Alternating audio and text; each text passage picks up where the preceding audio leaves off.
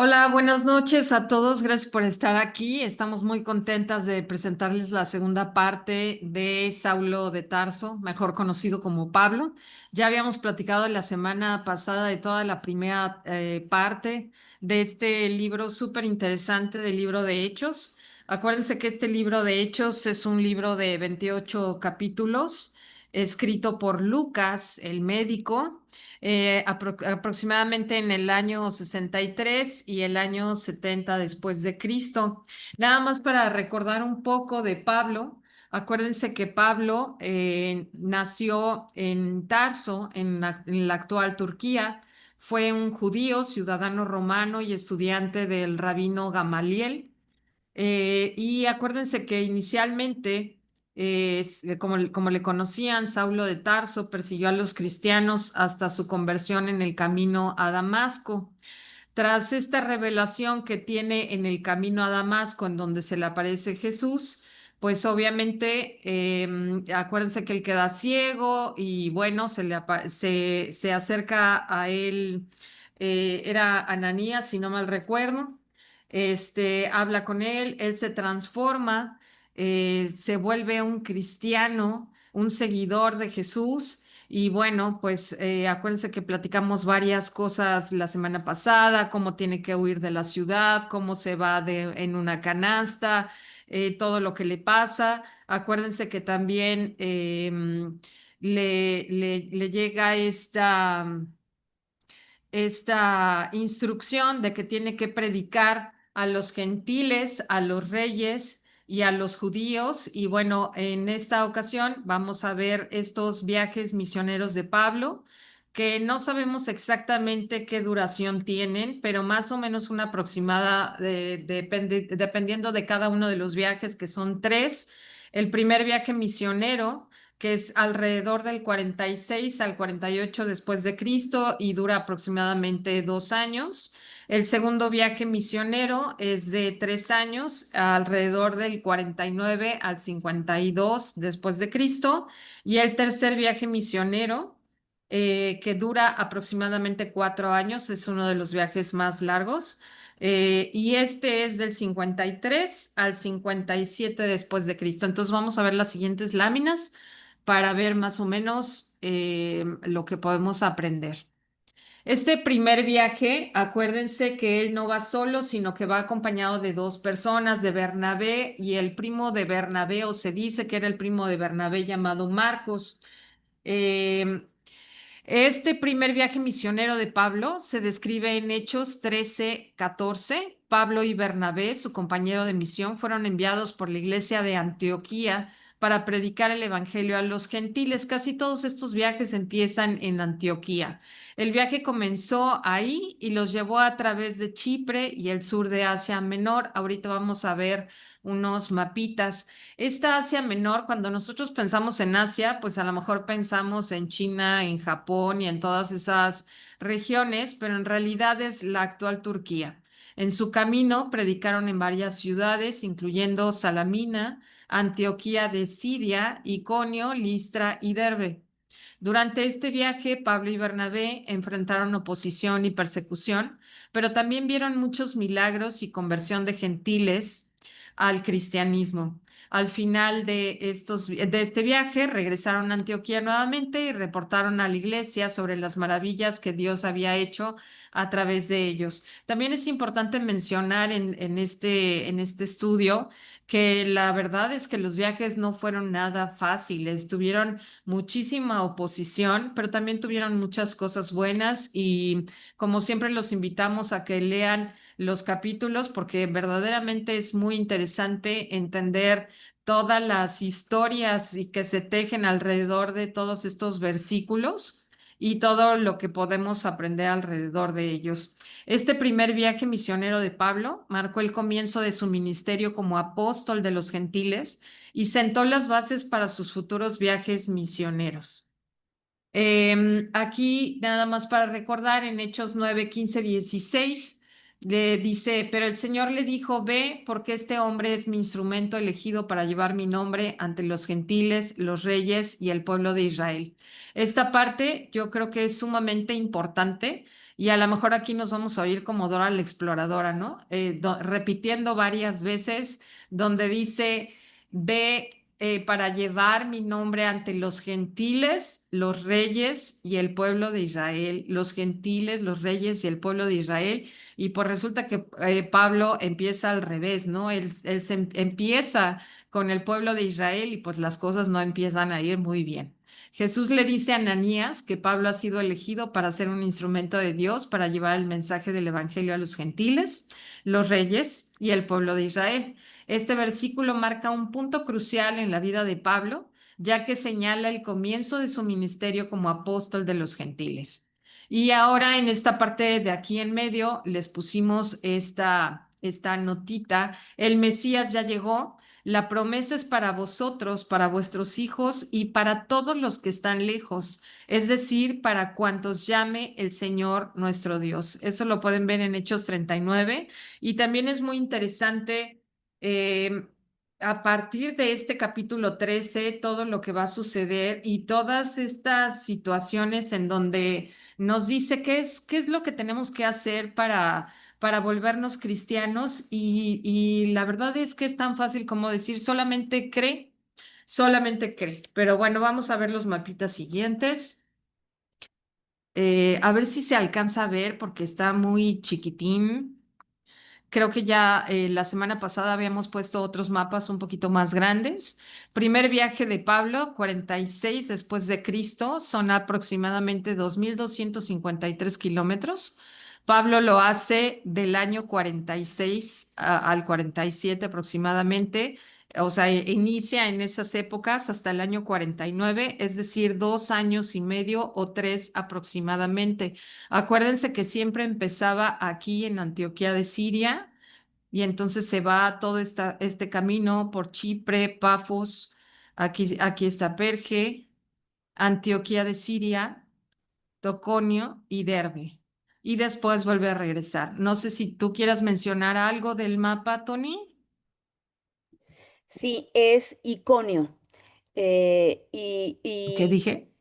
Toconio. Eh, Ah, lo interesante es lo que tenemos que apreciar. No hay carros, no hay aviones, no hay transporte como lo conocemos al día de hoy. No sabemos por qué no dice la Biblia generalmente cómo lo hace. Pudo haber sido en burro, pudo haber sido en carreta, qué sé yo, o a pie. ¿Sí? Esto de ser apóstol, hay una situación que no estamos considerando, es que es un misionero, ¿sí? Entonces, hoy que se llaman los apóstoles del siglo, de ninguna manera se atreven a hacer un viaje misionero, porque pues andan en traje, ¿no? Y en zapatos de última moda, carísimos, y la verdad es que si quisiera que tomáramos muy en cuenta la vida de un misionero, un apóstol, ¿sí? sí, así es. Y aparte, bueno, por ejemplo, aquí en mi acordeón dice, como se puede ver en el mapa, salen de Antioquía, llegan a Seleucia y de ahí toman un barco que les lleva a Chipre. La elección de este lugar pudo venir determinada por el hecho de que Bernabé era originario de Chipre, chipriota y de que las experiencias de Saulo en Asia Menor, en Tarso y sus alrededores no habían resultado precisamente prometedoras. También se menciona que Chipre había sido ocupada en la antigüedad por fenicios y griegos, esto durante el siglo VI antes de Cristo, y vamos a ver efectivamente, o sea, estas separaciones, aquí por ejemplo se menciona que Marcos se regresa y se quedan solos Bernabé y Pablo. También se menciona que desembarcan en la ciudad de Salamina y van recorriendo la isla predicando de sinagoga en sinagoga para aquellos judíos que estaban en la isla así llamada diáspora, es decir, judíos que residían fuera de Israel. Finalmente llegan a Pafos. A partir de su llegada a Pafos ya no usará más el nombre de Saulo, sino que usará el nombre de Pablo. En esa ciudad también se menciona que se veneraba de manera especial a la diosa Afrodita. Ahorita vamos a ver una imagen a la que denominaban Páfica. Ahí residía el procónsul Sergio Pablo, que habiendo oído hablar de Pablo, Bernabé y Marcos, los manda llamar para conocerlos. La isla era pequeña y la pareja o el trío debió de haber llamado la atención de este cónsul romano, de manera que Bernabé y Saulo fueron convocados ante su presencia. Muy posiblemente esta persona quería averiguar la naturaleza de estos recién llegados. Queda impresionado por la predicación de los apóstoles y se convierte al cristianismo. Después de este éxito, em, en el que el mismo procónsul de la isla de Chipre se convirtiera al cristianismo, Pablo, Bernabé y Marcos se dirigen a otro lugar. Navegan hacia Perge, en la región de Panfilia, y de repente no se sabe y no lo menciona la Biblia por qué Marcos los abandona y regresa a Jerusalén. Esto va a hacer que en el segundo viaje Bernabé y Pablo se separen.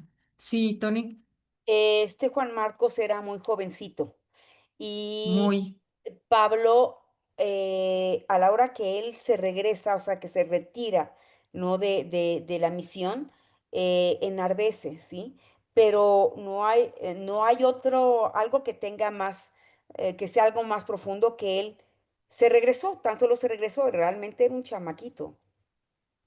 Sí, aparte también, pues se ve que Pablo tenía un carácter bastante fuerte, era muy radical también, y Bernabé, por ejemplo, se habla de que era una persona con mucha gracia, una persona así como cuando estás leyendo todo esto, parece que es como muy tranquilo, muy buena gente, ¿no? De hecho, él fue el que después de todo lo que sucedió, cuando Pablo se vuelve al cristianismo después de este camino, pues es Bernabé el que lo recibe, ¿no? Y el que lo lleva con los apóstoles y les dice que crean en él, porque realmente, pues todos estos cristianos perseguidos pensaban que estaba mintiendo, ¿no? Y fue Bernabé el que lo acoge y el que le dice, vente, yo te voy a llevar y no pasa nada. Y entonces es muy interesante. También en alguna parte, no me acuerdo en dónde leí, obviamente, pues debió haber sido en alguno de los muchos capítulos que leímos, que Timoteo también era muy pequeño en ese viaje, obviamente no se menciona, pero sí, hay una parte en donde se menciona que Timoteo era muy jovencito también. Estamos hablando de entre 13 y 17 años en ese primer viaje, en donde tengo entendido que no se conocen todavía perfectamente, pero sí se menciona que Timoteo era muy joven, de mamá judía y de padre griego. No se menciona el papá, si murió, si no murió, pero bueno, eso lo vamos a ver en el segundo viaje. Pero nada más para que se den una idea cómo se van tejiendo todas estas historias y todo lo interesante que vamos viendo en estos viajes. Aquí en este cuadrito que está aquí, que les va a explicar Tony un poquito más adelante, van a ser las cartas y el segundo viaje. Entonces aquí se mencionan las cartas, la fecha después de Cristo y en qué viaje. Entonces acuérdense que pues estamos hablando de que son entre 9, 10, 11 años de estos viajes. Entonces a lo mejor uno pensaría que estaba sentadito ahí en algún lugar, ¿no? Pues obviamente aquí en este segundo viaje, por ejemplo, se menciona que escribe Primera Tesalonicenses y Segunda Tesalonicenses. En el tercer viaje, Gálatas, Primera de Corintios, Segunda de Corintios y Romanos. Y en prisión, Filemón, Colosenses, Efesios, Filipenses, Primera de Timoteo, Tito y Segunda de Timoteo. Acuérdense que son 13 cartas. En el año 50 participan en el primer concilio de la iglesia el concilio de Jerusalén para solucionar un dilema que se había presentado en la iglesia primitiva. Resulta que los cristianos procedentes del judaísmo exigían que los nuevos cristianos procedentes del paganismo aceptaran también las leyes judías y que por lo tanto tenían que circuncidarse como paso previo al bautismo. Es decir, primero te tienes que hacer judío y entonces como un judío te haces cristiano. Pedro estaba a favor de esta postura, mientras que Pablo opinaba que los paganos, los que accedían al cristianismo fuera de ámbito judío, no debían circuncidarse, no tenían necesidad de la circuncisión para acceder al bautismo. Podían bautizarse sin la necesidad de ser previamente circuncidados. Finalmente, el Espíritu Santo guió a los apóstoles y les hizo ver que la postura correcta era la de Pablo. Este primer viaje estuvo más lleno de fracasos que de éxitos. Es más, Pablo fue apedreado hasta darle por muerto y aún así no se rindió, pues sabía que Jesús lo acompañaba. No sé si quieras mencionar, Tony, algo alrededor de esto que se mencionaba de la circuncisión, porque obviamente mencionan la circuncisión, pero también acuérdense que estábamos hablando de que antes se regían bajo la ley y ahora es por gracia. Inclusive también se menciona en la Biblia lo de los alimentos, ¿no? O sea, todos estos cambios que tenían que hacer, pues imagínense después de tantos y tantos años, estamos hablando quizá más de, pues no sé, Tony, ¿cuántos años? Más de 1500 años de historia, Sí, pero, y de repente cambiar así nada más, sí, sí pero les ha de haber fíjate, costado muchísimo trabajo. pero fíjate una cosa, el judío sigue con todo lo que está escrito en la Biblia normalmente, ¿ok? Normalmente. No todos. Lo que sí sabemos es que, y quiero que después hagamos también una clase de los pactos para que los entendamos, los pactos de Dios con el pueblo judío, no con Ujú, nosotros. Nosotros tenemos prácticamente todas las promesas de la Biblia, nosotros las podemos hacer para nosotros. Ellos no cambian su estilo de vida de manera común. Ahorita ya hay mucho que es apóstata también al judaísmo. Pero lo que estás hablando ahorita aquí acerca de la circuncisión, ellos saben, aunque no sean legalistas o no sean ortodoxos o no practiquen, porque hay judíos que son ateos, ¿ok? Que están apartados de Dios. Acuérdense que ser judío significa que formas parte de la tribu de Judá, ¿sí? ujú. Esto de que ahora en las iglesias modernas cristianas que se quieren convertir al judaísmo, esto se llama judaizar. ¿Sí? Que obligan a las personas a que se deben de circuncidar y empiezan a seguir los ritos que después se fueron convirtiendo en una tradición en el Talmud, no en la Biblia. ¿Sí? Porque inclusive el uso de la kippah, o sea, lo que traen, el gorrito que traen en la cabeza los varones, los hace una consagración al Señor. Pero eso no, Cristo ni siquiera usó eso, ¿sí? Entonces, esto de la circuncisión y esto de también obligarnos a hacer cambios como si fuéramos del pueblo judío no tiene sentido. Nosotros, lo que hizo el Señor, porque inclusive ahorita que hablaste de la alimentación, sería correctísimo que nosotros también nos dirigiéramos hacia esa dieta. ¿Por qué? Porque está hablando de animales que están, su cuerpo, su sangre nos contamina a nosotros. Por ejemplo, nos gustan mucho los camarones, ¿ok? Sin embargo, son los depredadores que recogen el excremento, se alimentan de excremento de animal, ¿sí? Entonces, aunque nos gustan muchísimo, no, en exceso nos hacen mal, ¿sí? Pero básicamente aquí, y espero que si tienen amigos que judaizan, vean estas partes, estas porciones de la Biblia en donde finalmente el Espíritu Santo guió a los apóstoles y les hizo ver que la postura correcta era la de Pablo. No tienes por qué circuncidarte, tú que eres una persona gentil, o sea, no eres del pueblo de Israel también les dieron una dieta estricta de no, no comer sangre, porque ahí recordamos que es la vida tanto del animal como del ser humano, y también que no comieras cosas de animales estrangulados, y también que tampoco comieras las mezclas que hay entre la leche y algunos productos que vienen en la Biblia, enferman. Por eso te digo Ujú. que no lo hagas, enferman, pero a nosotros nos gustan mucho, realmente eso creo que es lo más sabroso, entonces, por eso nos gustan, ¿ok? Entonces, pero nos enferman, eso es lo que quieren que no hagamos. También en su vestimenta están hablando de ropa más, que no mezcles las telas.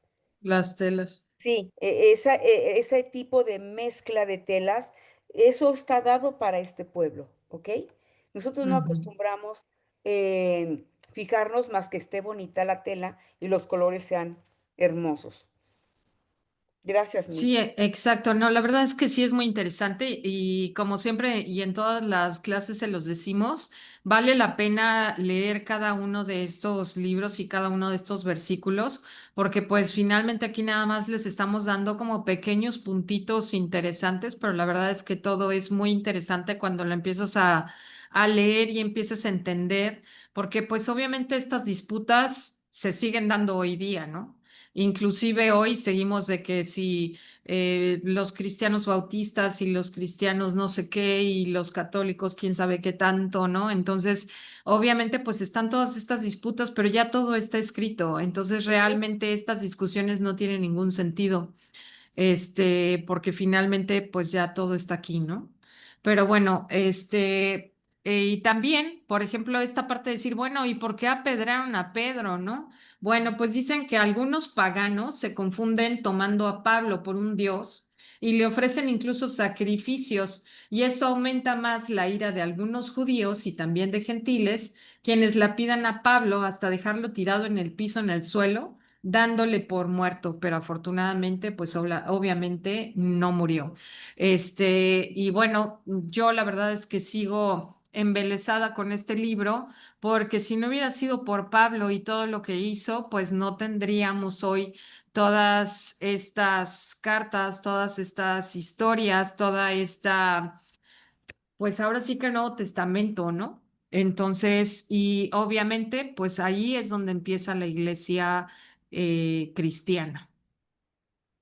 Mir, Bueno, antes de que, sí, si te Lupis. regresas tantito, si te regresas tantito, yo nada más quería hacer relación a la frase que pusimos aquí en el cuadro superior derecho. Dice, este primer viaje estuvo más lleno de fracasos que de éxitos. Es más, Pablo fue apedreado hasta darle por muerto lo que dijo Mirna ahorita, y aún así no se rindió, pues sabía que Jesús lo acompañaba. Acuérdense que estas clases son de personajes de la Biblia en donde tenemos que aprender las características del personaje, y esta es una de las características importantes que tiene este apóstol, este misionero, que no se rindió a partir de las circunstancias. Acuérdense que cuando estamos hablando de los personajes de la Biblia, queremos que le saquen el jugo a las características de este hombre o de esta mujer y que entiendan qué fue lo que realmente hizo bien, que agradó al Señor y que nosotros tenemos que repetir. Nosotros nos llamó mucho la atención muchas frases, pero por eso les pusimos esta en este cuadro superior derecho, porque dice que a pesar de todo, a pesar de que fue apedreado, a pesar de que había fracasos y no había éxitos, él no se rindió. Entonces, esa es una de las cosas que nosotros tenemos que imitar de Pablo. Tenemos que imitar esas actitudes de fortaleza, sobre todo en estos días. Cuando estudiamos a profundidad, por ejemplo, con Tony, que nos habla más a detalle de las cuestiones históricas de panorama histórica, bueno, pues estamos viendo toda la historia y el contexto global, pero aquí estamos viendo las características del personaje, no nada más la historia. El personaje es un hombre temperamental, es un hombre con un ímpetu inquebrantable a pesar de que te apedreen. O sea, si a mí voy manejando y me avientan una piedra, pues a lo mejor le aviento el coche, ¿no? O lo persigo, o no sé qué hago. Nosotros no haríamos eso, nosotros actuaríamos de manera muy diferente. Entonces, no pierdan el objetivo de que tienen que entender las características del personaje y tratar de imitar esa parte de fortaleza, porque para ser una persona que después de haberle hecho todo lo que le pasó, no me voy a detener, porque si no, no terminamos, pero vean todo lo que empezó a sufrir también cuando lo capturaron y lo bajaron en esta canasta, en fin, en la primera parte que les dimos de Pablo, cómo él aún así no se detiene, ni se va a detener, porque apenas estamos empezando con esta parte. Entonces, yo nada más quería interrumpir a Mirna para que tomen mucho en consideración y anoten mucho las características particulares del personaje, porque yo coincido con Mirna y coincido con Leti y con Tony, que Pablo es uno de los personajes más importantes de la Biblia. Gracias, Mir. Sí, y aparte, si te acuerdas, cuando Dios le habla a Ananías, ¿no? Y le dice, yo le mostraré cuánto tendrá que sufrir por mi nombre. Pero aquí también lo interesante, que es lo que estás mencionando, es que aparte se trata de una decisión de Pablo para ser sostenida todo el tiempo, aun cuando le pasan todas estas situaciones, ¿no? Inclusive, no sé si lo va a mencionar Leti ahorita en un ratito, cuando es apresado y todo lo que le pasa. Bueno, pues era para que saliera corriendo y el hombre no se va corriendo, es una cosa impresionante, ahí se queda. Entonces, la verdad es que yo creo que Dios sabe perfectamente qué carácter nos va a poner a cada uno, cuáles son los dones que nos va a dar a cada uno, porque efectivamente, o sea, si nos aventaran a lo mejor ahorita una piedra o nos dijeran algo, pues igual decimos, ay, pues ya te perdiste la salvación y le sacas la lengua y te vas, Ahora, ¿no? fíjense en las láminas que pusimos aquí donde dice, Señor, tú lo sabes todo, tú sabes que te quiero, ¿ok? Tú sabes Juan que te quiero, 21:17. eso dice Pedro, Ajá, y luego fíjense en el otro que dice, para mí la vida es Cristo y la muerte una ganancia, Pablo. Filipenses ¿sí? es. Esta que es de Ajá. Pablo, la que es del lado derecho, digo, no sé ustedes, pero a mí se me quedó grabada desde que la escuché, porque efectivamente en nuestros tiempos, para nosotros la vida es Cristo y la muerte es una Ujú. ganancia. Hay gente que le tiene miedo a la muerte. Nosotros no le tenemos miedo a la muerte, porque sabemos hacia dónde vamos. Entonces, sí tenemos que entender que estos personajes llegaron a tener tal comunicación con el Señor que ya hasta morir es una ganancia. Se oye así como que raro, pero es la verdad, ¿no? La que Sí, sigue, Mir. Gracias. Puede ser. segundo viaje, Hechos 15:36 al 40. Después de algún tiempo, Pablo le dijo a Bernabé, vamos a visitar nuevamente a los hermanos en todas las ciudades donde hemos predicado la palabra del Señor para ver cómo están. Aquí estamos hablando de que ya habían pasado como 3 años más o menos. Bernabé quería llevar consigo a Juan, también llamado Marcos, el que estamos hablando, el que se dice que era sobrino de Bernabé, pero Pablo no consideró conveniente llevarlo, ya que se había separado de ellos en Panfilia, o Panfilia, no sé cómo se dice, Tony, Panfilia, y no los había acompañado en el trabajo. La disputa fue tan intensa que se separaron. Ahora imagínense, o sea, estamos hablando de que ya habían sido compañeros de viaje, ya Bernabé lo había presentado a los apóstoles, estaban los dos, pues de acuerdo en todo lo que estaban haciendo y de repente, por esta situación, entran, imagínense que la disputa fue tan intensa que se separaron. Bernabé se llevó a Marcos y zarpó hacia Chipre, mientras que Pablo eligió a Silas y partió encomendado por los hermanos a la gracia del Señor. A mí la verdad es que este segundo viaje me encanta porque aparte se encuentra a Lucas y se encuentra también a Timoteo, pero bueno, ahorita lo vamos a ver. Pablo y Bernabé se separaron debido a esta disputa sobre si llevar o no a Juan Marcos en su viaje misionero. Pablo eligió a Silas y viajó por Siria y Cilicia, fortaleciendo a las iglesias, mientras que Bernabé y Marcos viajaron a Chipre. Durante este viaje, Pablo y Silas viajaron por Asia Menor, predicando el Evangelio y estableciendo iglesias en varias ciudades, incluyendo Filipos. Filipos, acuérdense que era una colonia, pero también esta colonia de Filipos, aunque estaba muy lejos de Roma, si tú nacías en Filipos, tenías la nacionalidad romana, Tesalónica y Corinto. También se encontraron con oposición y persecución, pero continuaron predicando con valentía.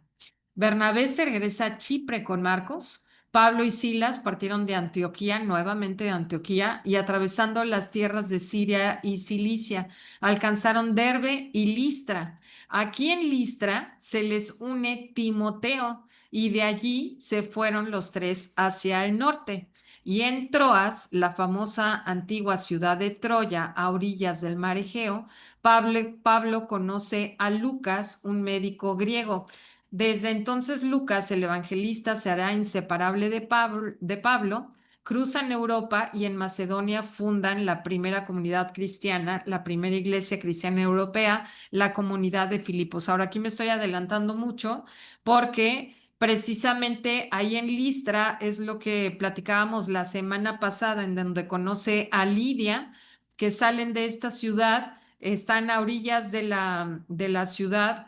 Pablo tiene una visión, de hecho se dice que no es un sueño, que es una visión en donde le dice que tiene que ir con un macedonio y ayudarle a este macedonio, pero cuando llegan se encuentran pues que no había tantos hombres, que había más bien mujeres, y se menciona a esta Lidia, que también se menciona que Dios abre su corazón para que pueda escuchar la palabra de Dios y ahí mismo se bautiza. También se menciona, por ejemplo, que esto nada más es así como entre paréntesis, que al parecer esta Lidia es una persona pudiente porque se decía que vendía púrpura.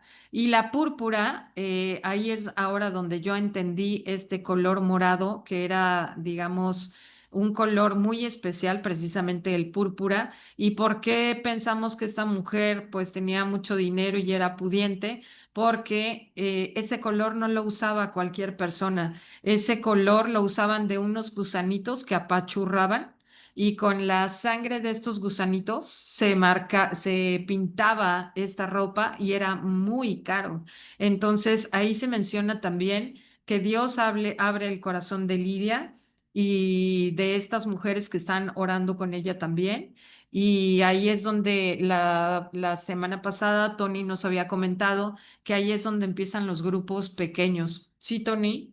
Este color púrpura de esos animalitos los volvieron a encontrar. Ah, Ahora, sí. sí, ahora las vestimentas del sacerdote supremo del tercer templo que tienen preparado los israelitas están pintadas precisamente con este púrpura de esos animales.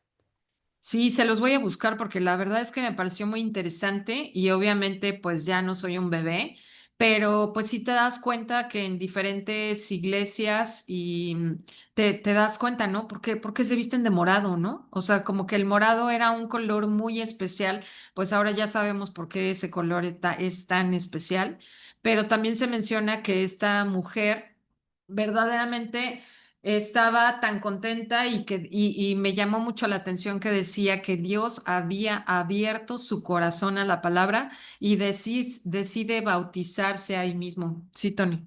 El púrpura lo usaban los reyes y era parte del tono del color de la túnica también de José.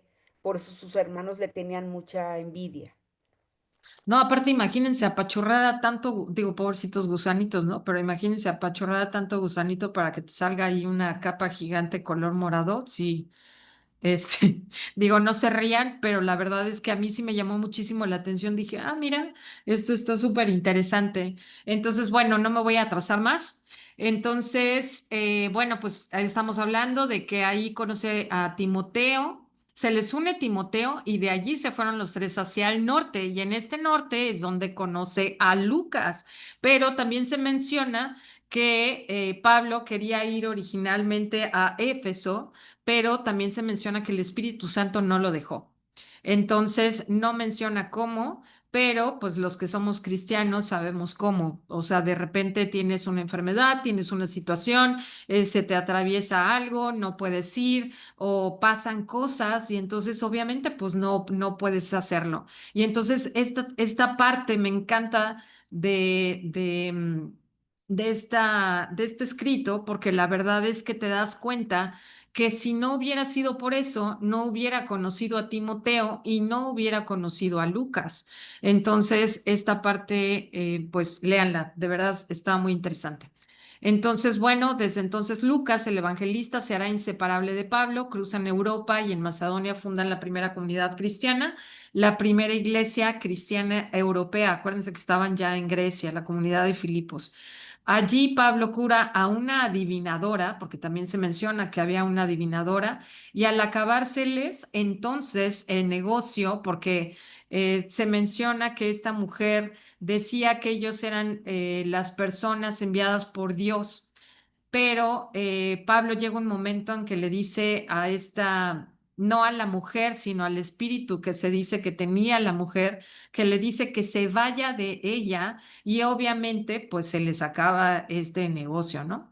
Entonces dice a los que cobraban por cada adivinación de esa señora, estos que cobraban atacaron a Pablo y a Silas y les dieron una feroz paliza. Luego fueron encarcelados, pero Pablo no desaprovecha la oportunidad y en la cárcel convierte al cristianismo a su carcelero y a toda su familia. En algunos escritos se menciona que este macedonio, que es del que había tenido esta visión, se menciona que pudiera haber sido este carcelero. Luego los vuelven a coger, los flagelan y Pablo es expulsado de Filipos. De ahí va a Tesalónica y ahí también le va muy mal, pero deja a Timoteo como encargado de la comunidad. De Tesalónica, Pablo va a Atenas, la grande ciudad de Atenas, donde tiene su famoso discurso en el Areópago, que es un areópago, un consejo de gobierno y un tribunal de justicia en la antigua Atenas, Grecia. Y bueno, aquí vemos una imagen de Pablo y de Lucas. Ahí les va otro comercial para los que no hayan visto la peli de Pablo, también está en Netflix. Obviamente, pues es mejor leer la Biblia, pero ya que lees la Biblia y ves la película, entiendes también algunas cositas que ya te estabas imaginando. Obviamente es un pedacititito, pero bueno, pues esta es una imagen de Pablo y de Lucas. Oh. Y Tony, no sé si quieras aquí ayudarme con esta, por favor. Sí, primero quiero, hiciste una mención, junto con Lupita, del tipo de carácter de Pablo. Hay una carta que escribe, que nada más es un solo capítulo, pero la escribe él de puño y letra. Se llama Filemón. Está dirigida a un señor que se llama Filemón, no a una iglesia. Este Filemón va a despedir prácticamente de su entorno a Onésimo. Es su, ahora sí que es su sirviente, por llamarlo de esa manera. Y Onésimo va a huir, pero se va a ir hacia donde está Pablo. Y le va a empezar a servir a Pablo. Y de su puño y letra escribe Pablo. ¿Por qué hago este énfasis? Porque normalmente recuerden que ellos usaban a escribas. Y el escriba de este Pablo llegó a ser Lucas. ¿Ok? Y Ujú, dice, yo Pablo, prisionero por predicar la buena noticia acerca de Cristo Jesús, junto con nuestro hermano Timoteo, acuérdense que Timoteo es un jovencito también, les escribo esta carta a Filemón, nuestro amado colaborador, a nuestra hermana Apia y a Arquipo, nuestro compañero en la lucha, y a la iglesia que se reúnen en tu casa. ¿Ok? Fíjense bien, ya están, se están haciendo dentro de las casas los pequeños grupos, las pequeñas iglesias.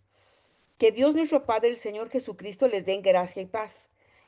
Filemón, siempre le doy gracias a mi Dios porque cuando oro por ti, porque sigo oyendo tu fe en el Señor Jesús y de tu amor por todo el pueblo de Dios. Pido a Dios que pongas en práctica la generosidad que proviene de tu fe. A medida que comprendes, vives todo lo bueno que tenemos en Cristo. Hermano, tu amor me ha dado mucha alegría y consuelo, porque muchas veces tu bondad reanimó el corazón del pueblo de Dios. Por esta razón me atrevo a pedirte un favor. Podría exigírtelo en el nombre de Cristo porque es correcto que lo hagas. Pero por amor prefiero simplemente pedirte el favor. Toma esto como una petición mía de Pablo, un hombre viejo y ahora también preso por la causa de Cristo Jesús. Te suplico que le muestres bondad a mi hijo Onésimo, es hijo en Cristo, ¿ok? Me convertí en su padre en la fe mientras yo estaba aquí en la cárcel. Onésimo no fue de mucha ayuda para ti en el pasado, pero ahora nos es muy útil a los dos. Te lo envío de vuelta y con él va mi propio corazón. Quería retenerlo aquí conmigo mientras estoy en cadenas por predicar la buena noticia y él me hubiera ayudado de tu parte. Leti ahorita les voy a explicar qué significa estar en cadenas. Pero no quise hacer nada sin tu consentimiento. Preferí que ayudaras de buena gana y no por obligación. Parece que perdiste a Onésimo por un corto tiempo para que ahora pudieras tenerlo de regreso para siempre. Él ya no es como un esclavo para ti. Es más que un esclavo, es un hermano amado, especialmente para mí. Ahora será de más valor para ti como persona y como hermano en el Señor. O sea, era el esclavo, Onésimo era el esclavo de Filemón y ahora lo está regresando Pablo como hermano en Cristo de Filemón. Así que si me consideras tu compañero, recíbelo a él como si me recibieras a mí. Si te perjudico de alguna manera o te debe, perdón, si te perjudicó de alguna manera o te debe algo, cóbramelo a mí. Yo, Pablo, escribo esto con mi propia mano, yo te lo pagaré y no mencionaré que tú me debes tu propia alma. Sí, mi hermano, te ruego que me hagas este favor, por amor al Señor, dame ese ánimo en Cristo. Mientras escribo esta carta, estoy seguro de que harás lo que te pido y aún más.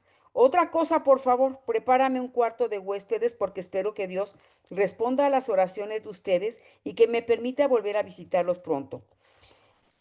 Los saludos finales, fíjense quién se encuentra ya con Pablo, ¿sí? Epafras, mi compañero de prisión en Cristo Jesús, les manda saludos. También los saluda Marcos. O sea, Juan Marcos regresa a trabajar con Sí, Pablo, ¿ok? Marcos regresa. Aristarco, Demas y Lucas, mis colaboradores. Que la gracia del Señor Jesucristo sea con el espíritu de cada uno de ustedes. Si ustedes leen esta carta de Filemón en otra versión, en la Reina Valera, van a ver que es durísimo este Pablo exigiéndole amor a Filemón por Onésimo, ¿sí? Entonces prácticamente le está dando una orden de cómo debe de portarse ya con él. Em, ¿Esto la quieres dar tú o la voy a dar yo? No, dala tú si quieres. Ok, fíjense bien en el mapa. Vamos a partir desde Jerusalén. Recuerdan que el segundo viaje estamos nosotros aquí saliendo de Jerusalén, pero hay dos rutas, ¿sí? Van a ir primero, fíjense bien, Antioquía de Siria, ¿se recuerdan al norte? De Siria. Ahí, recuerden que ahí les llaman por primera vez cristianos al movimiento del camino que seguía Jesús, ¿sí? Va a llegar a Tarso, Derbe, Iconio, Listra, y otra vez hay un lugar que se llama Antioquía, pero ese es Pisidia. Ujú. El de la derecha abajo es Antioquía de Siria y cerca de Galacia es Antioquía de Pisidia. Troas, ¿se recuerdan de la batalla de Troya? Bueno, Así en es. esta zona. Y cruzando a Europa, prácticamente vamos a ver la zona de Filipos. Ahí se abre la primera iglesia, ¿ok? Recuerden que el que está se quedándose en la apertura de esa iglesia es Timoteo. Después Aquí viene, es donde está Lidia, ¿no? así no, ahí es Libia, perdón, si tienes toda la razón, y después viene Tesalónica, que ahí es donde se encuentra prácticamente Timoteo, ¿sí? Pablo va a bajar y va a llegar hasta Atenas. Estamos casi en la punta de Grecia. Llega a Corinto, se va a cruzar nuevamente hacia lo que nosotros llamamos Turquía. En ese tiempo se llamaba Asia Menor y ahí está Éfeso. Va a bajar nuevamente hacia el mar, va a Rodas, Pátara y regresa a Cesarea. En Cesarea Marítima, si ahora usted puede ir a Israel, no se lo debe de perder. Es un lugar espectacular que hizo Herodes, una cosa, una maravilla, una majestuosidad marítima de este puerto marítimo que hizo este hombre. Acuérdese que Herodes era un gran arquitecto. Y dice aquí abajo que en el segundo viaje misionero de Pablo fue del año 50 al 53 después de Cristo. Aunque originalmente el discurso en el Areópago, se recuerda que le acaba de decir Mirna que es un lugar en donde está en Atenas, que el gobierno ahí se une, ¿no? Para hacer sus reuniones y para resolver, pues prácticamente los asuntos de gobierno. Fue un gran éxito y acabó siendo un fracaso, pero no del todo porque hubo 3 o 4 personas que escucharon el discurso de Pablo y se convirtieron. Fíjese qué trabajo. ¿Cuánta gente reunida para que en apariencia solo 3 y 4 personas, que se vería que es muy poco, se conviertan? Pero fíjese muy bien, el Señor nos utiliza y utiliza a los que realmente somos fieles a Él.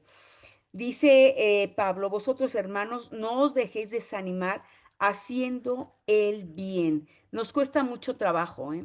Mucho trabajo. Dice, de Atenas va a Corinto y en Corinto se queda 18 meses, ¿recuerda? Año y medio, acogido por un matrimonio extraordinario, por Aquila y Priscila, quienes desarrollaron una amistad entrañable con Pablo y desde Corinto hacia el año 51, escribe la primera carta a los tesalonicenses. Esta carta, hermanos, es la carta que se escribe antes de cualquier libro del Nuevo Testamento. Todas estas cartas paulinas, las cartas de Pablo, van a llegar primero a un lugar, a un destino. En este caso, a los tesalonicenses. Se acuérdense que Tesalónica ahí está Timoteo. Y dice en esta carta, este texto es la primera carta a los tesalonicenses, es el primer texto en absoluto que se escribe en todo el Nuevo Testamento, incluso antes que los evangelios. Timoteo, a quien Pablo había dejado en esa ciudad, está como encargado de la comunidad. Llega a Corinto para decirle que en Tesalónica estaban muy bajos de ánimos en su fe y debido a la persecución, ¿sí? Ok, siempre ha habido persecución, hermanos. Invariablemente, los héroes de la Biblia recibieron persecución aún en solamente hablando de que vendría el Mesías. A partir de Cristo, con toda la persecución que recibió Jesús, en adelante hasta nuestros días, es nuestro estilo de vida. Si usted no está en problemas por su ministerio, si usted no está en persecución, significa claramente que, que no ha entendido cuál es el plan de Dios en este mundo, ¿sí? No es por los problemas que existan directamente pues de la vida diaria, ¿no? Como que se le descomponga un coche, a los que realmente la misma persecución inicia dentro de nuestra misma casa, ¿sí? Y Pablo entonces les escribe para animarles en la fe, que sean valientes en el sufrimiento, revestidos con la coraza de la fe y de la caridad del amor. Fíjese muy bien, nosotros nos enojamos con la gente que nos persigue, con la gente que deberíamos nosotros tratar. Haga el esfuerzo, por favor, de respetarla. No le digo que de primera instancia la ame, pero sí que honre a Dios imitándolo, ¿sí? Y teniendo como yelmo la esperanza de la salvación. Un yelmo es un casco. Ese casco, hermanos, es el que nosotros debemos de controlar nuestros pensamientos. Los debemos llevar cautivos a la obediencia. Inclusive vamos a conocer también lo que es toda la armadura de Cristo, pero tenemos que ponerla en práctica. Aunque lo vamos a ver de manera física para ver qué áreas cubre el cuerpo, le recomiendo, por favor, controle sus pensamientos y llévelos cautivos a la obediencia de Dios. Luego estamos despedazando a la gente o las circunstancias de manera común y no podemos llegar a lograr a tener el carácter de Cristo. Luego les escribe una segunda carta a los tesalonicenses para responder a unas inquietudes que habían surgido con su primera carta. De ahí pasa a Éfeso, donde está a poco tiempo y promete regresar en un próximo viaje, pues tenía que regresar a Jerusalén. Ahí en Jerusalén toca base con los apóstoles y les informa de los resultados de su viaje y regresa a Antioquía, donde llegará hacia el año 53. O sea, prácticamente este hombre no se detiene Él, obvio, era también más fácil para él no tener familia. Sin embargo, los otros apóstoles se hacían acompañar por sus esposas, especialmente Pedro, ¿sí? La que sigue, por favor.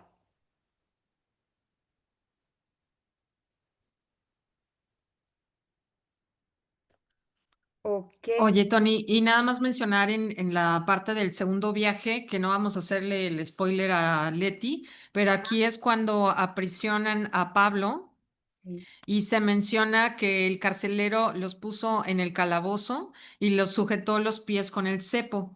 Se dice que el cepo es como una parte donde pones los pies de manera así como escuadra, como abiertos y que no te puedes mover y en donde de repente hay un terremoto en donde se abre todo. Pero bueno, eso lo vamos a dejar para que lo platique Leti, pero también es muy interesante esa parte porque inclusive ahí Pablo no menciona que es un ciudadano romano y estaba castigadísimo en aquellos entonces golpear a un ciudadano romano y él no lo menciona. Pero bueno, eso lo vamos a dejar para más tardecito.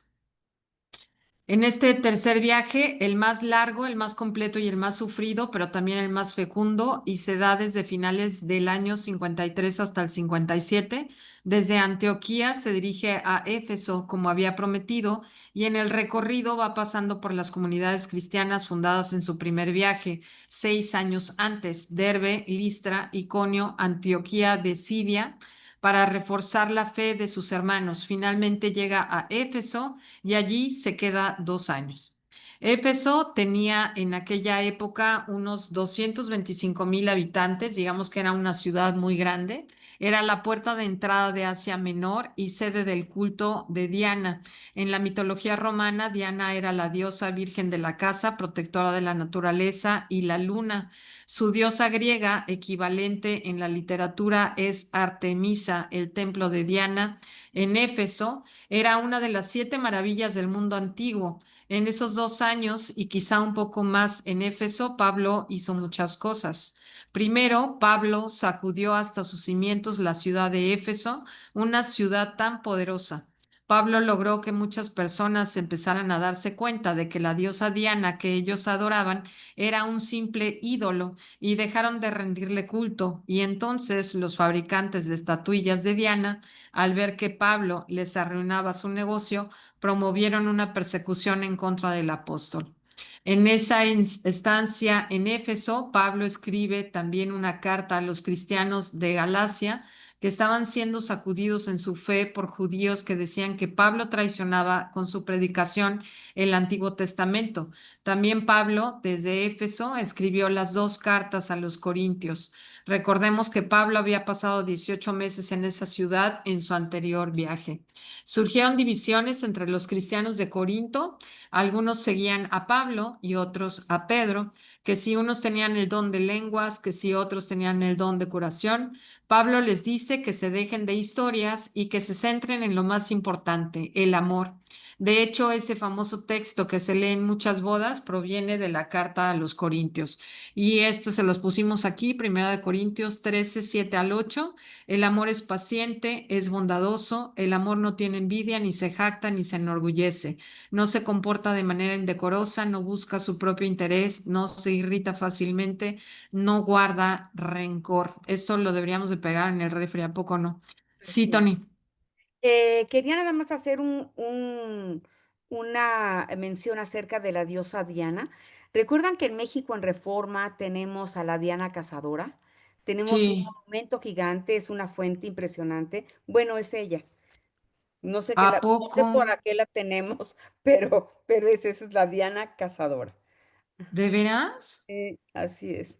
Fíjate nada más. Bueno, pues aquí tenemos el mapa, Tony, si quieres ayudarme con esta, por favor. Sí, fíjense muy bien de dónde están saliendo en el centro las flechas, por favor. Ahí está sobre Éfeso, no vamos a alcanzar a leer el nombre de Éfeso, ya Estamir puso la manita del cursor y vemos que es desde el año 53 al 57 después de Cristo el tercer viaje misionero de Pablo. Él ya está abarcando más, inclusive ya está hablando con Gálatas, en Galacia con los Gálatas, los filipenses de Filipos, primera y segunda de Corintios, de Corinto, y ya llega a Romanos, ¿no? Entonces, realmente este hombre viajó mucho, y en esta ocasión va a salir de Antioquía de Siria para ir nuevamente a Tarso. Realmente él no deja de pasar por Tarso. Es quizá, acuérdense que él es Saulo de Tarso. De Tarso. Sí, él nació en Tarso. Supongo que él ahí tenía familia, ¿sí? Casa donde llegar, porque él generalmente no deja de pasar por Tarso, Derbe, Iconio. Es muy similar todos sus viajes, pero es un punto como que se nota mucho. Otra vez Antioquía de Pisidia, y en el establecimiento de Éfeso, él ya se desplaza hacia el norte otra vez. Fíjense cómo sigue su ruta a Tesalónica, Berea, vuelve a bajar hasta Atenas, Corintios, pero son viajes que él está dando para reconocimiento de las iglesias. ¿Qué quiere decir? Tú no nada más abres una iglesia y te vas y te desapareces. Todo lo contrario, ¿se acuerdan cómo nuestro pastor en nuestras iglesias de repente no está porque fue a la iglesia de Lomas Verdes o fue a la iglesia de Estados Unidos o a la iglesia de Mérida, etcétera? Bueno, son los recorridos que tienen que hacer, no nada más echar una llamada para ver si todo funciona, sino que tienen que hacer la comprobación de lo que está pasando, ¿sí? Eso es parte del trabajo que ellos tienen. Y ahora, pues ya se desplazó hasta Roma. Aunque vamos a ver que habla él de España, no llega a España. Él de Roma nuevamente vuelve a abarcar los lugares en donde él ya había estado, ¿sí? Según la tradición, después de la crucifixión de Cristo y después de Pentecostés, María se fue con Juan el Evangelista a Éfeso y allí vivieron. Se recuerda que en la cruz Cristo le dice a Juan, que es el único, no es Juan Marcos, es Juan el Evangelista, es el único que está directamente de todos los apóstoles frente a la cruz, los demás huyeron, y está a un lado de María y le dice, hijo, ella es tu madre, madre, él es tu hijo. Entonces, este Juan, el evangelista, se va a llevar a la mamá de Cristo, a esta María, María. a Éfeso, y ahí vivieron. De hecho, hay una casa en Éfeso, eso lo tenemos que ir a comprobar, ¿eh? Que Es se, esta, ¿no? que se dice que es la casa de María. Sí, tenemos que ir a Ujú. visitar, a ver si tenemos que ir a hacer los viajes de Pablo. Sí, hagan su vaquita. La madre de Jesús, Ujú. ajá. Pablo fue encarcelado en Éfeso y quizás escribió desde la cárcel su carta a los cristianos de Filipos.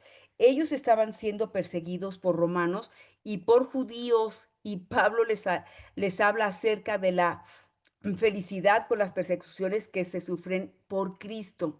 Bueno, es algo, hermanos, que no, a lo mejor nuestra mentalidad que no, que donde tú no has crecido, te da miedo precisamente los padecimientos que hay por compartir.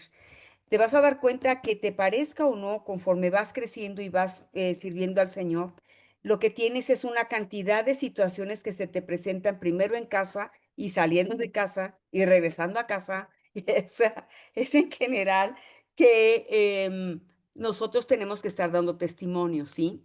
Y en Éfeso habla Pablo, se fue a Corinto y pasa unos 3 meses ahí, y desde Corinto escribe a los cristianos de Roma que habían sido declaradas personas no gratas en la ciudad. Les dice que quieren pasar por Roma en un futuro cuando vaya de camino a España. En esa carta les dice a los cristianos de Roma perseguidos, bendecid a los que os persiguen. Fíjese por qué tenemos que bendecir a nuestros enemigos. Nunca devolváis a nadie el mal por mal. No dejéis que el mal os venza. Más bien venced el mal con el bien. Cuando nosotros estamos vengándonos, perdemos. Cuando nosotros pegamos con el mismo golpe, perdemos. Aquí la ventaja que nosotros nos han enseñado es que el amor es lo más poderoso que existe. Es muy difícil amar a nuestros enemigos. Sin embargo, cuando usted lo practica, y lo digo por experiencia, le pido de favor que diga en voz alta, decido perdonar. Las veces que sean necesarias para que empiece su corazón a entender que usted está tomando una decisión y su cerebro acepte ese cambio de vida que va a tener.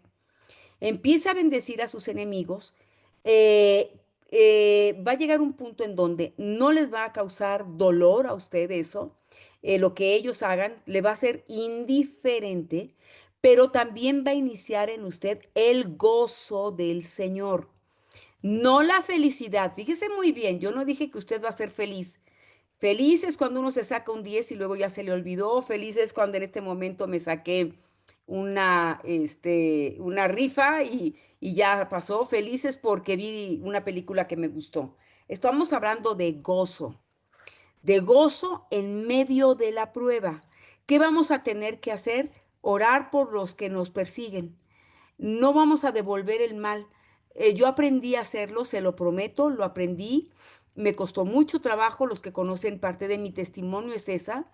Sin embargo, hoy bendigo a los que me persiguen, les doy gracias a Dios por su vida, les pido por su salvación.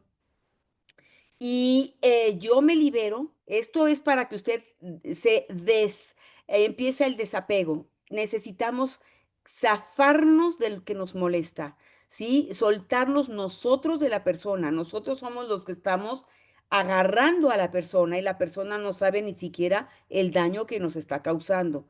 Cuando usted empieza a orar por las personas de esta manera, se va a liberar de esa persona, de esa carga y va a permitir que Dios sea su vengador. ¿Me entendió? Va a permitir que Dios obre en favor de usted y ponga a esas personas en su lugar. Le digo por propia experiencia. Finalmente, Pablo decide regresar a Jerusalén para llevar una ayuda económica a los cristianos de esa ciudad de parte de las otras comunidades que había visitado durante su viaje.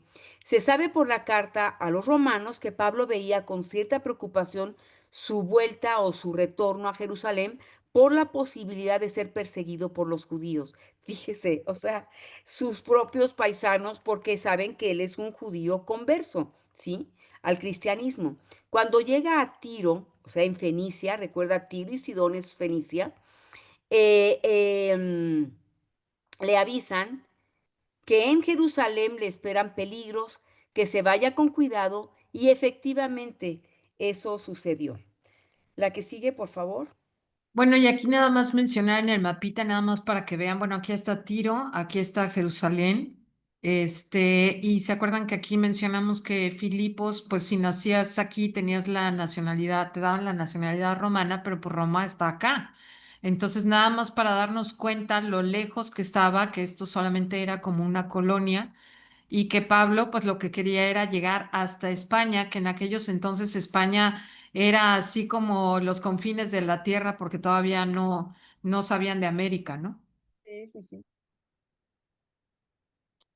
Bueno, y aquí tenemos algunas imágenes.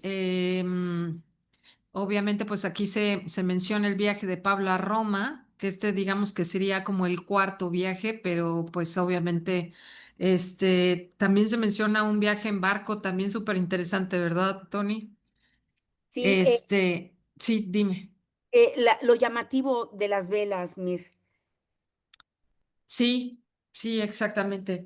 Pero no sé si quieras mencionar algo de ese viaje. Mira, realmente dicen que ese viaje no existió.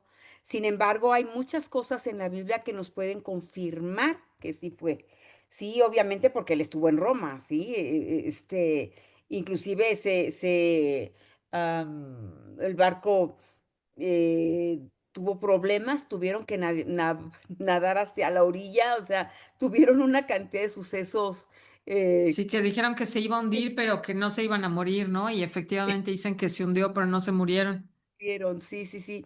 Y cuando lo estemos leyendo ahora el Nuevo Testamento, me fascinaría que pusiéramos el énfasis de verlo realmente como la aventura en la que estuvieron los apóstoles. Es algo fascinante. Del lado derecho arriba tienes lo que es esa área marítima, precisamente. Y Está. Sí, es impresionante estar en ese lugar y tenían inclusive hasta un lugar tipo hipódromo, que es lo que yo creo que tienes en la parte de abajo, que está, no, del lado derecho, eso, a lo largo, creo que es donde corrían precisamente los caballos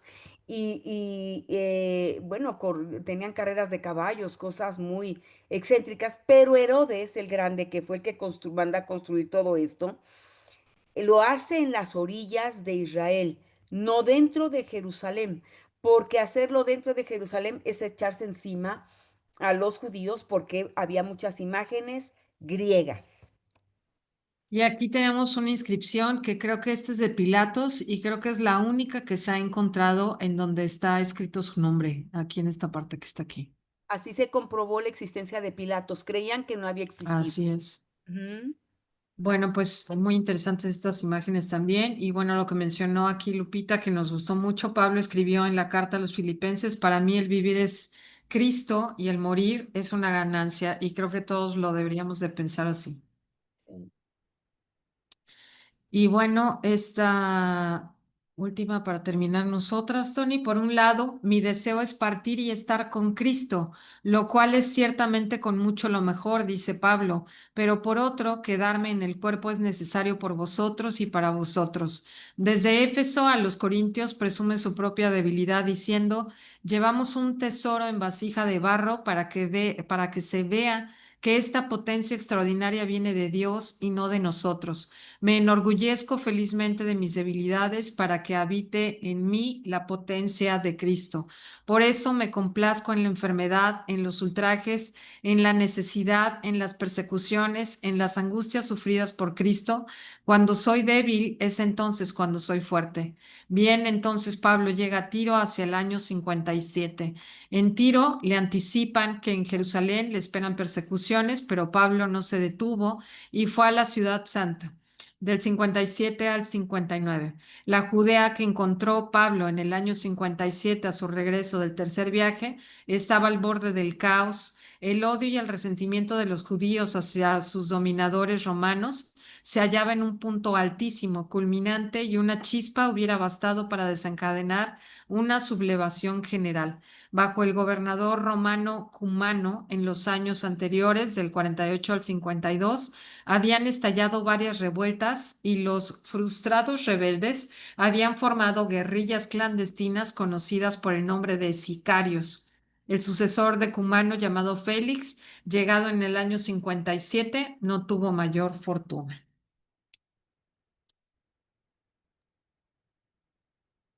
En prisión, Leti. Bueno, pues aquí vamos a ver algunos eventos en los cuales Pablo estuvo en prisión, que se dice que fueron pues varias veces, pero aquí nada más le vamos a poner como que las más importantes que habla el libro de los Hechos.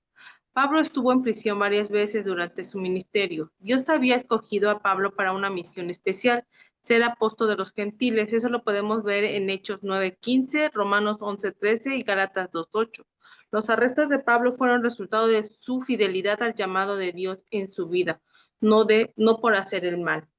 Aquí podemos ver que para cumplir el ministerio significaba padecer sufrimiento, padecer, así como se lo dijo cuando fue su conversión en Hechos 9, que le dijo Jesús que iba a padecer por su nombre. Eso fue lo que realmente pues pasó en el ministerio de Pablo. Iba a sufrir tortura, golpizas y todo lo que han mencionado ahorita Mirna, Tony, lo que ha sido su ministerio de Pablo. El primer arresto de Pablo tuvo lugar en Filipos, en Macedonia, durante su segundo viaje misionero alrededor del año 51 después de Cristo. Esto lo podemos ver en Hechos 16, 17 al 24. En este evento es cuando mencionó Mirna hace un momento que Pablo liberó a una mujer de un espíritu. Entonces, por ser ese tumulto en público, pues fueron arrestados. Pero durante este encarcelamiento, el Señor provocó un terremoto. Las cadenas de Pablo y de Silas se soltaron y las puertas de la prisión se abrieron de golpe. Cuando el carcelero vio las puertas abiertas, supuso que los prisioneros se habían escapado y sabiendo que serían considerados responsables, sacó su espada para suicidarse. Pero Pablo le gritó, asegurándole que todos los presos seguían allí. Pablo le habló de Jesús y el carcelero y toda su familia recibieron a Jesús como Señor y fueron bautizados. Pueden leer Hechos 2, 6 al 34. El primer encarcelamiento de Pablo resultó para la gloria de Dios y la salvación de muchos. El segundo arresto registrado de Pablo tuvo lugar en Jerusalén. Fue profetizado de antemano.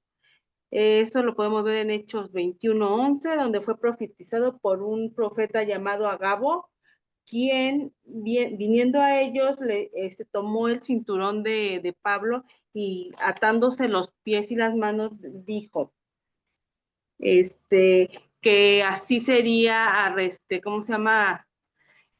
Así iban a amarrar a Pablo, al dueño de ese cinturón que era Pablo. Pero Pablo, aún con esa advertencia, no hizo caso y siguió y decidió continuar hacia la capital.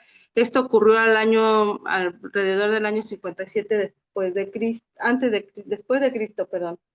No solo Pablo no hizo caso a esta profecía, sino que él estaba dispuesto a morir por el nombre de Cristo. El último arresto de Pablo, que no se detalla específicamente en el libro de los Hechos, ocurrió alrededor del año 66. Una vez más fue detenido bajo guardia romana, pero esta vez fue confinado a una celda en la cárcel.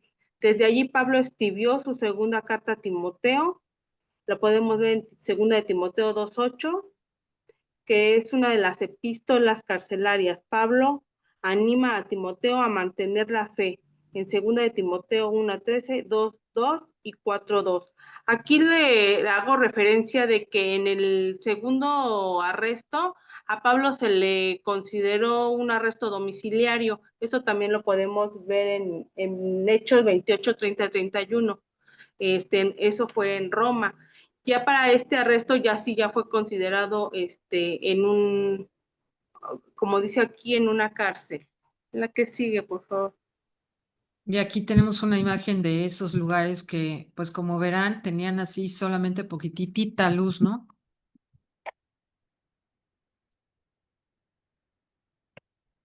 Aquí podemos ya ver esto que Pablo escribió con esperanza en la cárcel.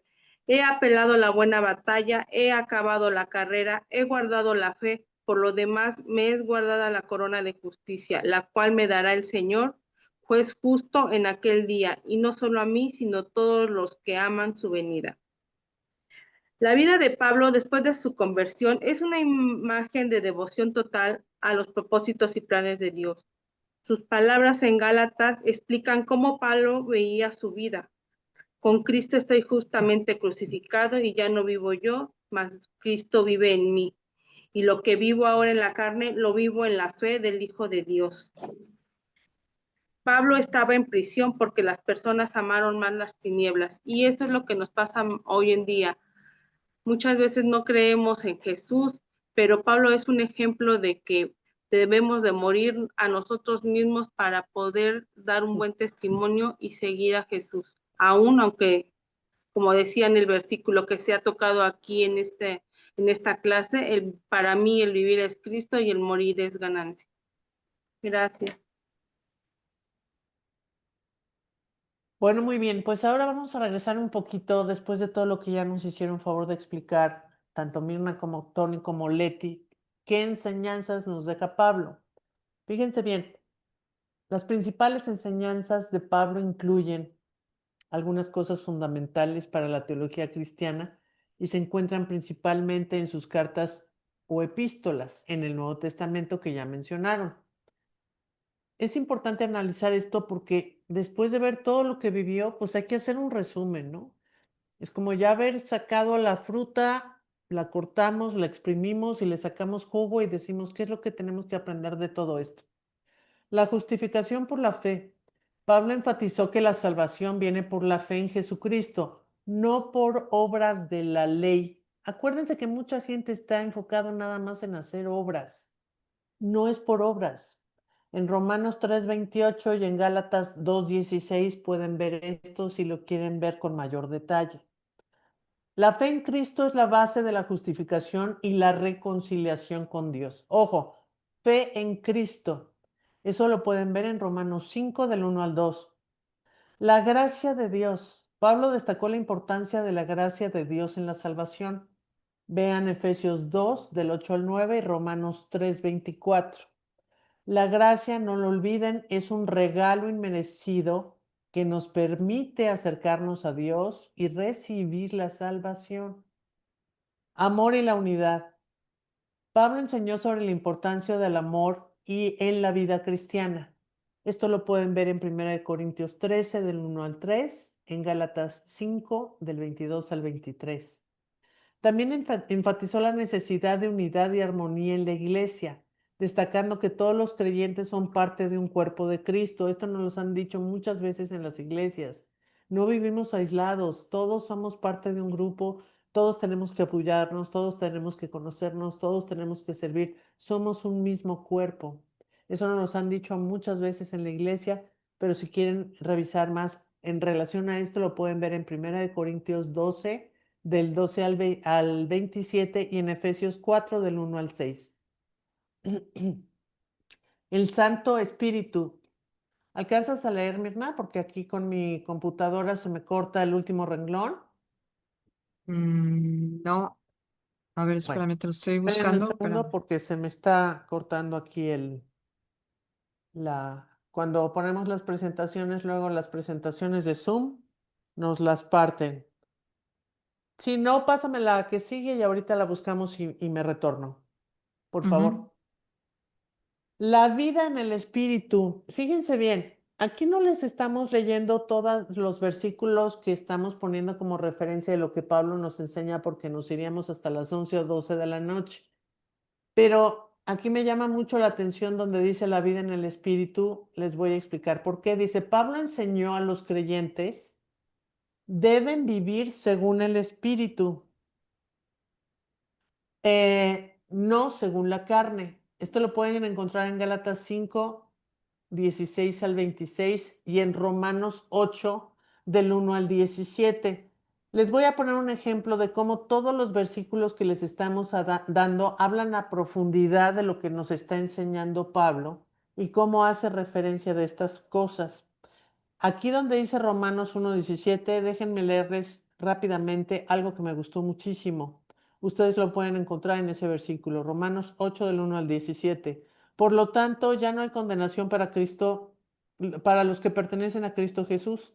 Y porque ustedes pertenecen a Él, el poder del Espíritu que da vida los ha liberado del poder del pecado que lleva a la muerte. La ley de Moisés no podía salvarlos porque nuestra naturaleza pecaminosa es débil. Así que Dios hizo lo que la ley no podía hacer. Él envió a su propio Hijo en un cuerpo como el que nosotros los pecadores tenemos. Y en ese cuerpo, mediante la entrega de su Hijo como sacrificio por nuestros pecados, Dios declaró el fin del dominio que el pecado tenía sobre nosotros. Lo hizo para que se cumpliera totalmente la exigencia justa de la ley a favor de nosotros, que ya no seguimos a nuestra naturaleza pecaminosa, sino que seguimos al Espíritu. Los que están dominados por la naturaleza pecaminosa piensan en cosas pecaminosas, pero los que son controlados por el Espíritu Santo piensan en las cosas que agradan al Espíritu. Por lo tanto, permitir que la naturaleza pecaminosa les controle la mente lleva a la muerte, pero permitir que el Espíritu les controle la mente lleva a la vida y a la paz, pues la naturaleza pecaminosa es enemiga de Dios siempre. Nunca obedeció las leyes de Dios y jamás lo hará. Por eso, los que todavía viven bajo el dominio de la naturaleza pecaminosa nunca pueden agradar a Dios. Pero ustedes no están dominados por la naturaleza pecaminosa, son controlados por el Espíritu, si el Espíritu de Dios vive en ustedes. Y recuerden que los que tienen el Espíritu de Cristo en ellos de ninguna manera pertenecen a Él. Y Cristo vive en ustedes. Entonces, aunque el cuerpo morirá por causa del pecado, el Espíritu les da vida porque ustedes ya fueron hechos justos a los ojos de Dios. El Espíritu de Dios que levantó a Jesús de los muertos vive en ustedes y así como Dios levantó a Cristo Jesús de los muertos, Él dará vida a sus cuerpos mortales mediante el mismo Espíritu quien vive en ustedes. Por lo tanto, amados hermanos, no están obligados a hacer lo que su naturaleza pecaminosa los incita a hacer, pues viven obedeciéndola.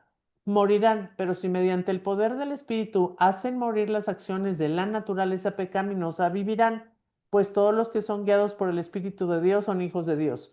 Y ustedes no han recibido un espíritu que los esclavice al miedo. En cambio, recibieron el Espíritu de Dios cuando Él los adoptó como sus propios hijos. Ahora los llamamos Abba Padre, pues su Espíritu se une a nuestro espíritu para confirmar que somos hijos de Dios. Así que como somos sus hijos, también somos herederos. De hecho, somos herederos junto con Cristo de la gloria de Dios. Pero si vamos a participar de su gloria, también debemos participar de su sufrimiento.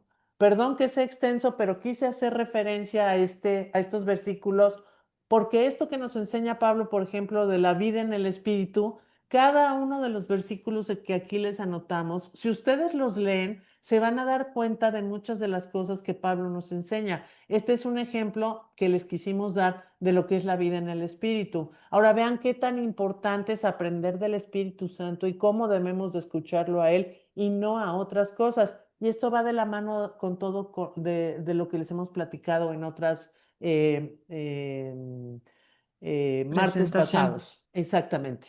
Bueno, me voy más rápido. La esperanza de la resurrección. Pablo enseñó sobre la esperanza de la resurrección de los creyentes. No lo voy a leer, pero lo encuentran en 1 Corintios 15, 50 al 58 y Tesalonicenses 4 del 13 al 18. También nos enseña sobre la resurrección de Cristo. Es la garantía de nuestra propia resurrección y la base de nuestra esperanza eterna. También nos habla de la importancia de la iglesia. Pablo destacó la importancia de la iglesia como el cuerpo de Cristo, Efesios 1, 22, 23, Colosenses 1, 18. La iglesia es la comunidad de creyentes que se reúne para adorar, servir y creer en la fe. Y también nos habla de la esperanza en la resurrección. Ahora bien, la anterior, porfa. Si ustedes se dan cuenta, en algunas imágenes, la que sigue, Mir, en algunas imágenes hemos visto a Pablo como un jinete que cae del caballo. Dice, la asociación de Pablo con un caballo puede estar relacionada con la tradición artística y simbólica que representa su conversión en el camino a Damasco. En algunas obras de arte, Pablo es representado cayendo de un caballo o estando cerca de uno. Simboliza el momento en que fue derribado por la luz divina y escuchó la voz de Jesús. El caballo puede representar varios aspectos en este contexto. Uno, poder y autoridad. El caballo puede simbolizar el poder y la autoridad que Pablo tenía antes de su conversión, como fariseo y perseguidor de cristianos. Dos, transformación. La caída del caballo puede representar la transformación radical que experimentó Pablo al encontrarse con Jesús. Y tres, simbolismo. El caballo también puede ser un símbolo de la jornada espiritual de Pablo. Representa su viaje hacia la fe, ya la dedicación de Cristo. Todo esto ya se les explicó anteriormente con lo que les explicó Mirna y Tony de todos los viajes que hizo. Y en resumen, la asociación de Pablo con un caballo se relaciona con la representación artística y simbólica de su conversión, destacando la transformación y el camino radical que experimentó en su vida. La que sigue, por favor. De hecho, no se menciona en ninguna parte de la Biblia que se cayó de ningún caballo. Lo Así que pasa es es. que efectivamente es una representación nada más, ¿no? Pero que habla mucho de lo que realmente es poder y autoridad, transformación y simbolismo. Dios nos tira a una realidad donde nos sentimos poderosos, autosuficientes, magnánimos, nadie puede hacer las cosas más que nosotros. Después Así es. viene esa caída y Dios nos transforma. Y ya cuando nos transforma entendemos que no somos magnánimos, autosuficientes y poderosos, pero en esa transformación encontramos a Jesús. Y después de que encontramos a Jesús, viene la parte también de nuestro camino espiritual y de nuestro camino hacia la fe y la dedicación a Cristo. ¿Y cómo es la dedicación a Cristo? Pues sirviendo. estudiando, teniendo ministerios. Hace rato mencionó, no me acuerdo si fue Mirna o Tony, que cada quien tiene un ministerio. Todos podemos tener ministerios diferentes. Hay gente que es de evangelismo, hay gente que es de misericordia, hay gente que puede ser, no sé, Tony nos podrá dar 20 diferentes tipos de ministerios. Lo importante es hacer cosas para los objetivos de transmitir el mensaje que Dios nos dejó. La que sigue, por favor. Ahora bien, aunque Leti ya habló de la cárcel, esto ya es como un final o resumen tanto de la primera como la segunda parte de Pablo. Fíjense bien, hablamos aquí ya de la persecución y muerte de Pablo. ¿Cómo termina Pablo? Pablo experimentó muchas dificultades y persecuciones en su ministerio. Como ya mencionaron, fue encarcelado en varias ocasiones por su fe y enfrentó oposición tanto en los líderes judíos como de las autoridades romanas. Finalmente fue arrestado en Roma y ejecutado bajo el reino del emperador Nerón. Aunque su vida terminó trágicamente, su legado y sus enseñanzas siguen vivas y continúan impactando a millones de personas en todo el mundo. Conclusión. Pablo fue un apóstol valiente y apasionado, cuya vida y enseñanzas han dejado un impacto duradero en el cristianismo. Su conversión, sus cartas, sus misiones y sus enseñanzas sobre la gracia, el amor y la unidad cristiana han sido fundamentales para la fe cristiana. Aunque enfrentó persecución y muerte, su legado sigue vivo y su influencia perdura en la teología y la práctica cristiana hasta el día de hoy.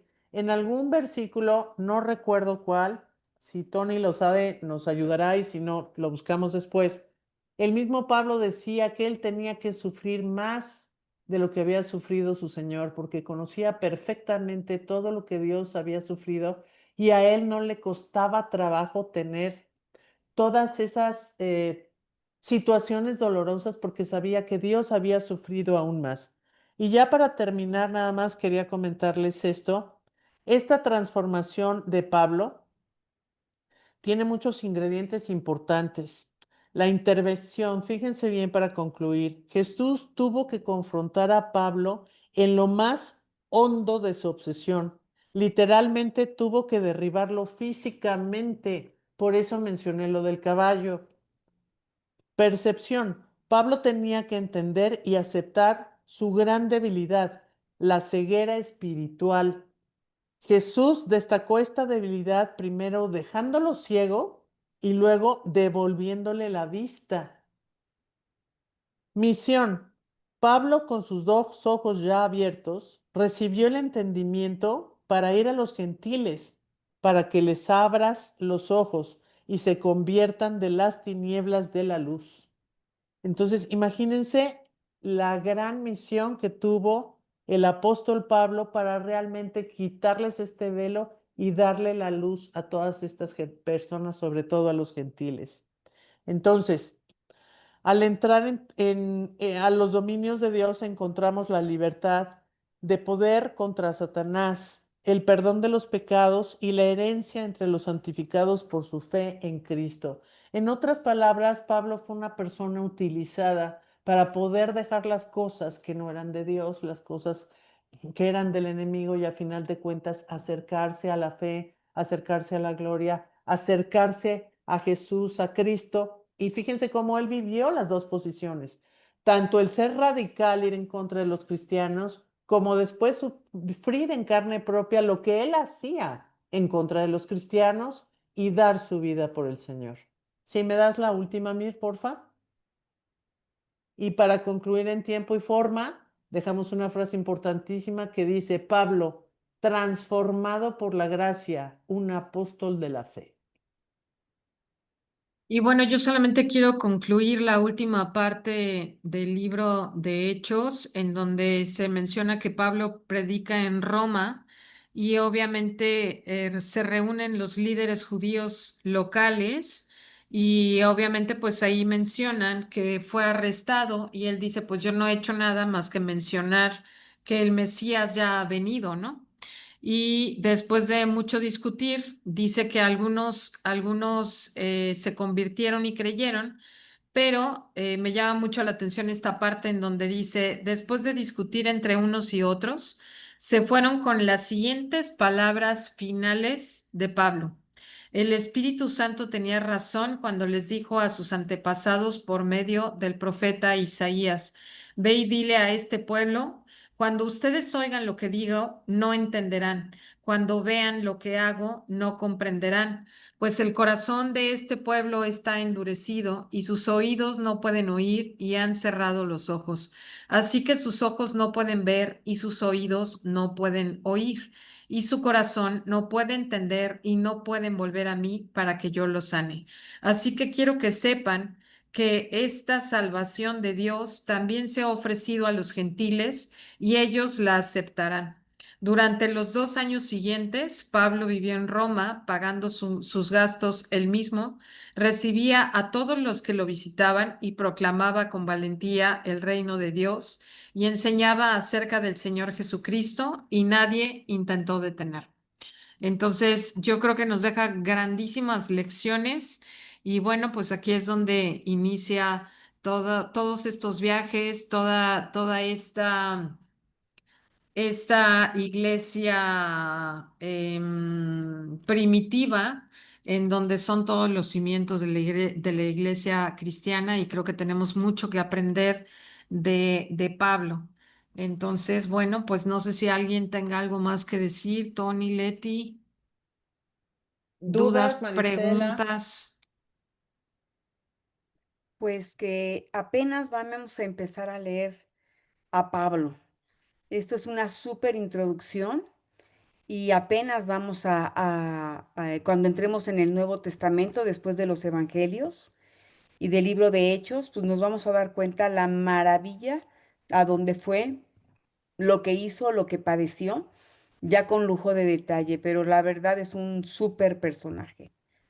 Ahora imagínense que hubiera dicho, ay, no, yo no voy. O que se hubiera transformado, pero que no hubiera tenido esa valentía, esa, este, pues esa parte de esa personalidad tan radical, tan echado para adelante, ¿no? Porque realmente no se rindió, o sea, era para que después de tantas cosas que le habían sucedido, él dijera, pues no, ya no voy a seguir. Y la verdad es que sí nos deja grandes lecciones de, de cómo es un seguidor de Cristo y todo lo que puede hacer una sola persona por la gracia de Dios.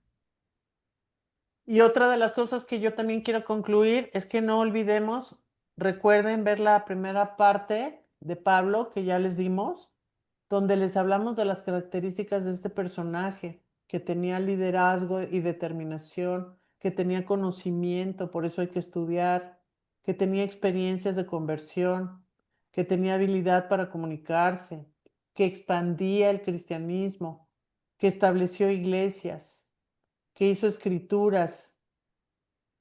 Entonces, yo creo que este es un personaje que nos enseña que a pesar de la oposición, él fue fuerte, que no se rinde, que aunque tiene persecución y padeció violencia, no se alejó de Dios ni lo negó, que no le creyó a falsos maestros, que desafió las cuestiones culturales y muchas cosas más que ya les mencionamos. Los invitamos nuevamente a que revisen la parte uno y la parte 2 de Pablo y que les sirva mucho esto, como dice Tony, como una pequeña introducción de este personaje tan grande que para nosotros es uno de los más importantes seguidores de Cristo y sobre todo una guía para las cosas que tenemos que hacer hoy en día. No, y aparte también importante mencionar que pues tantos personajes que se mencionan en el libro de Hechos como Timoteo, como el mismísimo Marcos, ¿no? O sea, que dicen por qué se fue, pues quién sabe, pero también tenemos mucho que aprender de él, de Lucas, vamos, todos los que tenemos que, porque a lo mejor podríamos decir, ah, bueno, pues es que yo no soy tan echado para adelante como Pablo. Pero bueno, pues, ¿qué me dices de Lucas, no? ¿Qué me dices de Timoteo? ¿Qué me dices de todos los demás que hemos estudiado? Hay mucho que aprender de cada uno de ellos, inclusive de Lidia, ¿no? Hay otra mujer que es Tabita, que también es muy interesante esa historia, que también está en el libro de Hechos, que se menciona que ayudaba a muchísima gente. Entonces, creo que hay mucho que aprender de este libro. Muchas gracias. Gracias a todos por estar aquí. Les agradecemos muchísimo y bueno, pues nos vemos en la próxima presentación. Muchas gracias. Buenas noches. Buenas Que Dios noches, los bendiga. hasta luego.